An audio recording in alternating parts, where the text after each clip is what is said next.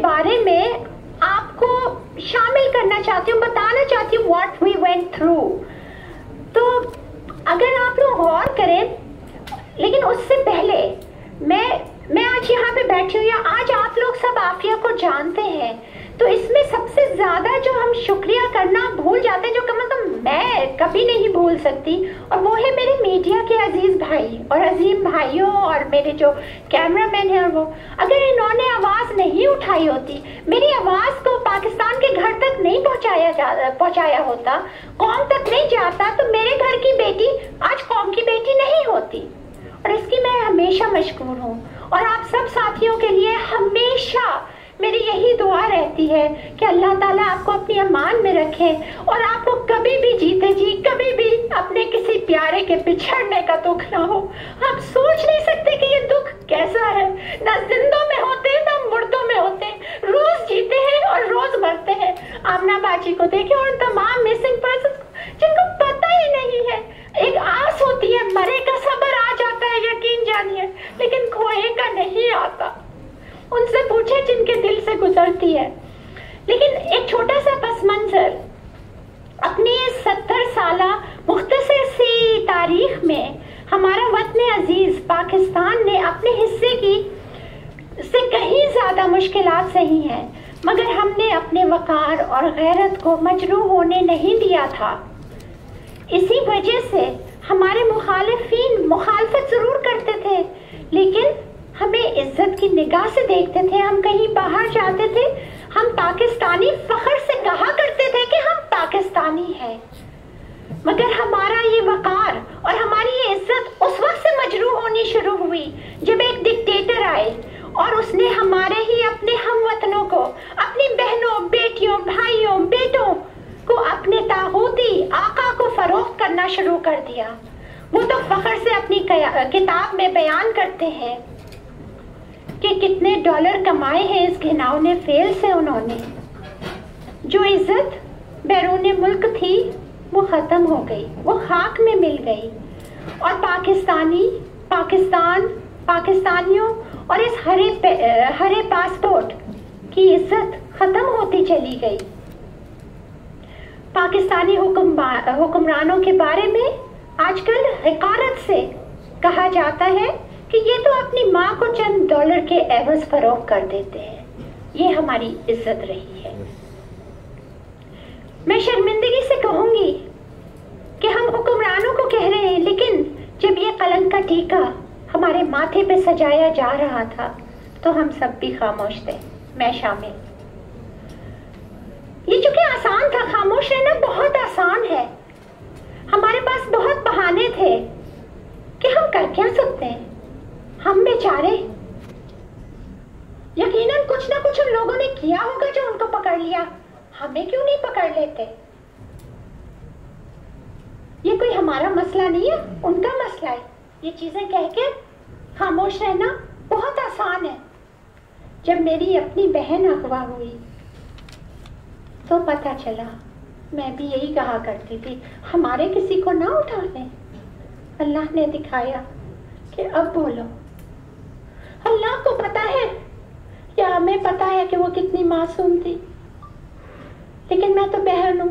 आप कहेंगे ये तो कहेगी कि मासूम है, लेकिन खुद अमेरिकन साबिक अटॉर्नी जनरल ये कहते हैं, रैमजी क्लार्क, कि this is the worst case of individual injustice that I have witnessed in American history. ये तारीख का बदतरीन से अब आप खुद उनका अटॉर्नी जनरल कह रहा है। मैं कानूनदान नहीं, लेकिन वो तो उस कानून का कानूनदान है। लेकिन हम चुप रहे। मेरी मासूम बहन तो वतन अजीज में ऐसा तालीमी निजाम लाना चाहती थी जो एक ऐसी नस्ल तैयार करती जो करप्शन और वल्गैरिटी से पाक मुल्क में इकोनॉमिक सॉलिडेरिटी लेकर आती और एक स्टेबिलिटी होती, रूल ऑफ लॉ होता, क्योंकि वो नस्ल ही उसकी जहनी तरबियत होती। मगर अफसोस वतन के दुश्मन ये कैसे होने देते। अगर अब से 14 साल पहले वो 10 साल निजाम में तालीम आ जाता तो आज एक नस्ल एक दूसरी ही होती।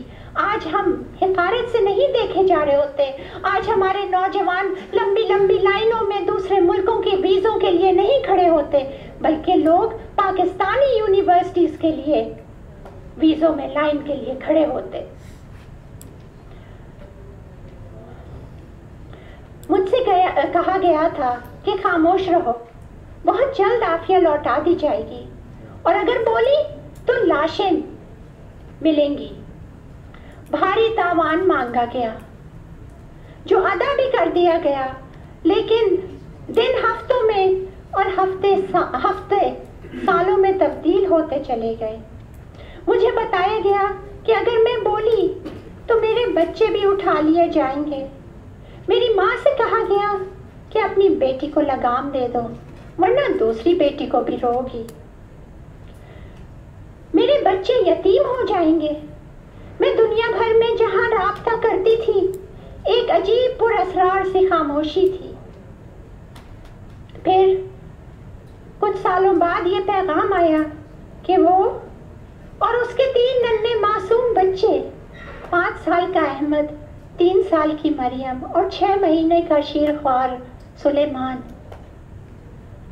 मुझे ये कहा कि वो मर चुके हैं। हम लोग लाशों की तलाश में रहे, दुनिया भर के ह्यूमन राइट्स की तंजीमों से राब्तों में, क्या लाशें दे दो, मर गए हैं तो। लेकिन 2008 में ह्यूमन राइट तंजीमों का एक वफद आया, जिसकी सदारत एक बरतानवी सहाफ़ी इवान रिडली के नाम से, जो तालिबान की कैद में रही तो उनके सलूक को देखकर मुसलमान हुई, तो पासबा मिल गए काबे को सनम खाने से, और वो आई और उन्होंने मुझसे कहा कि तुम्हारी बहन हमें लगता है कि जिंदा है। ये कैदी नंबर 650 है, जो बगराम के जेल में उस अकूबत खाने में ऐसा जुल्म सह रही है जिसको बयान नहीं किया जा सकता, जिसके तस्वर से रोंगटे खड़े हो जाते हैं, रूह पिघल जाती है, पता नहीं सुनने के बाद हम जिंदा कैसे हैं।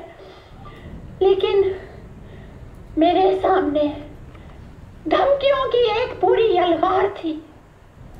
मेरे सामने एक कश्मकश थी, और उस कश्मकश में डाला गया था कि फौजिया उठो, क्योंकि इन लोगों ने कहा कि इस कैदी को और इसके साथ सैकड़ों और कैदी जो अकूबत खानों में बंद हैं, उनके लिए किसी एक खानदान के फर्द की जरूरत है, और अगर आप नहीं उठी तो ये नागुज़ीर है, हमारी आवाज नहीं वजन रखेगी। मेरे सामने ये कश्मकश थी कि मैं आवाज उठाऊं, बहुत हो गया जुल्म, और अपने बच्चों और माँ की जिंदगी को दांव पर लगा दूं। मैं उठूं और मजलूम कैदियों के लिए आवाज उठाऊं और अपने बच्चों को यतीम कर दूं। मैं उठूं और अपनी जिंदगी, अपने सब प्यारों को खो बैठूं कि शायद मेरी बहन जिंदा हो, या किसी और औरत के लिए जो जुल्म सह रही है। शायद मेरे उठने से वतन में बुर्दा फरोशी के खिलाफ कौमी गैरत जाग जाए। बगराम अकूबत खाने के मजालिम पुकार रहे हैं कि किसी इंसान को ये हक नहीं